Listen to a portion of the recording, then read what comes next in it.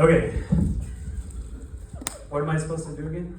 Okay. So, thank you very much for everybody that came out here tonight to Chatham, Illinois. So, this table right here, everybody do earmuffs real quick. Wait, us or them? Yeah, you guys. So I charged them $10 per ticket for tonight. Shh, it's a free show. Okay, earmuffs off. Okay. So this is my third time ever, no, fourth? We're at 4. Okay, so this is my 4th time doing comedy. And I don't think I still have got the title of comedian just yet, but we'll get there like one step at a time. So the very first time I did comedy was back in 2008. I was getting ready to deploy to Afghanistan. And I was like, you know what?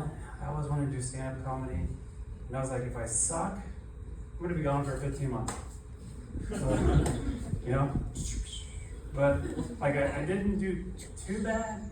Like people were like, hey, good job, we'll see you next week. And I was like, no, you won't. I'm getting on a plane and going overseas. So, dang it. Now I can't even go into that other joke because I would have been like I would ask like her, like not knowing me, what do you think my job is?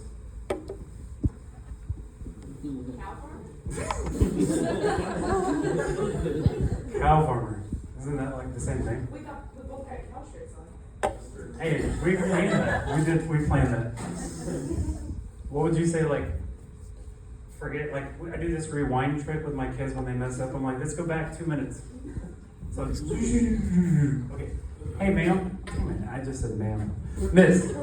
Hey, miss, what do you think I do for a living? Tell jokes. Tell jokes.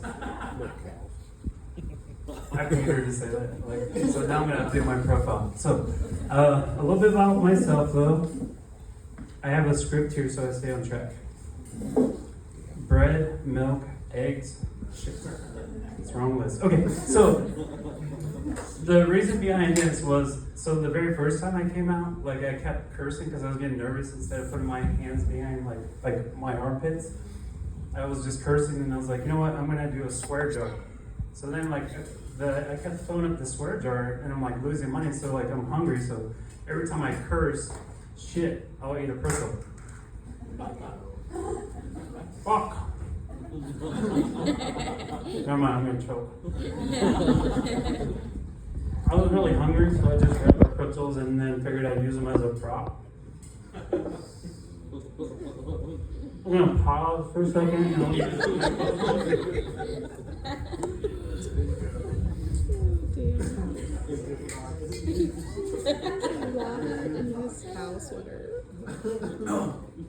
I brought like the prop of the bottled water, like the professional comedians have up on stage. Like someday I'll like get up there and have like the thing and then the water and all that, but baby steps, we're working up to it. So, okay, back to script.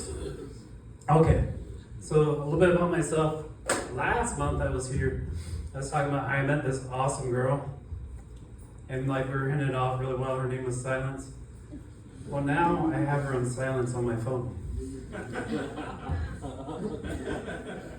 I just made that one up 2 seconds ago. So unfortunately, so where are my single ladies?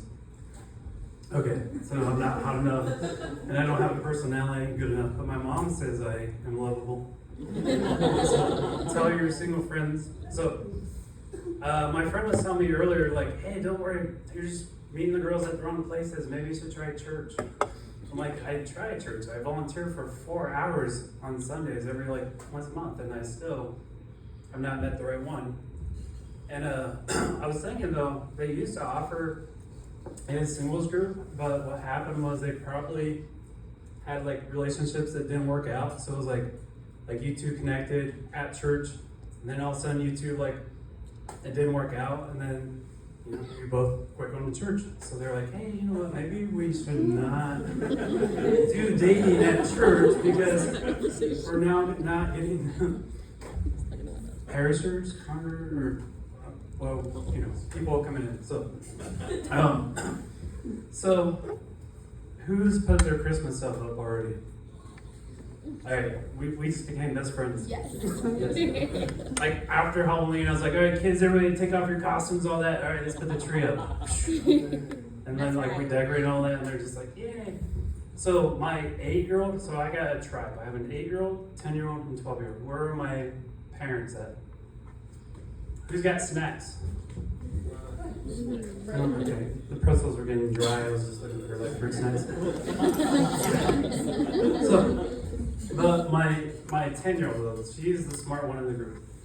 So I had been talking to, like, after I crashed on Bourbon with Silence, I was talking to this other girl, and she would send me text messages as we're driving in the car, and it'd be like, text from Cassie, and then my 10-year-old was like, hey dad, who's Cassie? I was like, honey, she's a friend. It's like, she's a girl and she's a friend. That's a girlfriend in my book. I'm like, damn, this is the same one who 3 years ago at this very place, she was like, hey dad, there's Santa over there. You stay right here. I'm gonna go run up to Santa and I'm gonna go ask him my name to make sure he's real. And I was like, okay, that's the indicator that I have 1 minute to get off, because like last time I did 18 minutes on stage. So I was like in my own little world. So thank you, I have 1 minute close. Okay. So I was like, my daughter ran over to go ask Santa her name, and I was like, luckily my buddy's wife cut her off, and was like, hey Les, that girl right there, her name is Rain. So then Rain started walking over, and they're like, hey, we have arts and crafts in the room to the left. So she stopped and went over there for like 25 minutes. Well, Les is he's getting up there, he's wise. Well, 27 minutes passed, so then my daughter's like, oh, I gotta go talk to Santa. She runs back out, she goes, hey Santa, what's my name? And Les has got this puzzled look. And I'm like, Rain. Her name's Rain, so it was easy, like, Rain. I'm like, Rain. He's like, your name is Rain. She's like, oh, I'll hug Santa. She's like, hey. Not even 3 weeks later, she comes home from her mom. She goes, hey, I have a wiggly tooth. And I was like, cool. She goes, I'm not even going to tell you when it falls out. I'm just going to put it under the pillow, make sure the tooth fairy is real. So like for that was like, I got my daughter on Wednesday. So like every night, I'm like, no, okay, no tooth. Thursday, I'm like, no tooth. Friday, I'm like, no tooth. And then she slept in that weird wrong position, and I'm like, how the fuck am I gonna get? Damn it, I gotta eat a pretzel. How the heck am I gonna like navigate? So like I got there and I was like, nope. Sunday, like morning, no pretzel. I got tested for ADHD, and I passed, but that was like during like we won't say how many years back, so I don't think that test scale was like okay. So I got them fooled. So Sunday morning, no tooth, and I was like, yes, when? So then she went over to mom's, and then I didn't get her again until Wednesday. So when she came out Wednesday, she was like, Dad, I lost a tooth, and I was like, thank God. Thank goodness. Okay, so where are my elf on the shelf people? We have one. Damn it. Can you guys all pretend? Pretend that you guys are elf on the shelf? Look, I've been to Iraq, I've been to Afghanistan. I don't have PTSD from that. Elf on the shelf, I have PTSD. I wake up at 4 o'clock in the morning, I'm like, fuck, did I move the elf? No, the elf is still in the fridge. And then I like have to run and grab the elf, and then I have to like Google or get on Facebook and figure out what unique positions they'll put the elf and what kind of stuff.